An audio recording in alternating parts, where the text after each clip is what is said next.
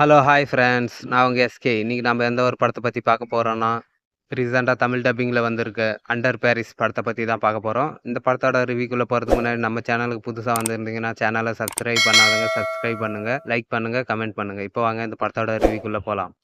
Under Paris இந்த படத்தோட concept என்னன்னு ஒன்லைன்ல இப்போ பார்த்துடலாம். பாரிஸ்க்கும் நடுவில் ஆறு மாதிரி இருக்க ஒரு தண்ணியில் ஒரு சுறா வந்து சேருது. அந்த தண்ணியில் ஒரு நீச்சல் போட்டி நடத்தலான்னு அந்த ஊரோட மேயர் முடிவு பண்ணியிருப்பாங்க. அந்த சுறா வந்ததை தெரிஞ்ச மேயர் அந்த போட்டியை நடத்தினாங்களா இல்லையா, அந்த சுறாவை என்ன செஞ்சாங்கன்றது தான் படத்தோட மீதி கதை. இப்போ இந்த படத்தோட பாசிட்டிவ் என்ன நெகட்டிவ் என்னன்னு பார்க்கலாம். படத்தில் நடிச்சிருந்த எல்லாருமே ஒரு சூப்பரான பர்ஃபார்மன்ஸை கொடுத்துருந்தாங்க. படத்தோட மேக்கிங் எல்லாமே ரொம்ப சூப்பராக இருந்தது. முக்கியமாக தண்ணியில் வர சீன்ஸ் எல்லாம் ரொம்ப சூப்பராக இருந்தது. படத்தோட பேக்ரவுண்ட் ஸ்கோர் எல்லாம் ரொம்ப சூப்பராக பண்ணியிருந்தாங்க. இப்போ இந்த படத்தோட நெகட்டிவ் என்னன்னு பார்க்கலாம்.